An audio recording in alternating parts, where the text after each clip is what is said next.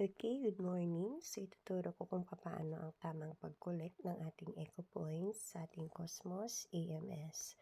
So, open your Cosmos AMS app. And then, i-click po itong AMS sa inyong dashboard. Tapos, i-click nyo itong Eco Fund. Okay. And then, i-click nyo lang ng i-click itong Go.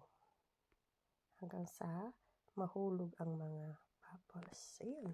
Collected na ang inyong Eco Points for the day. Araw-araw nyo yan gawin para makaipon at may pagpalit nyo into Eco Fund. Nakikita yan soon.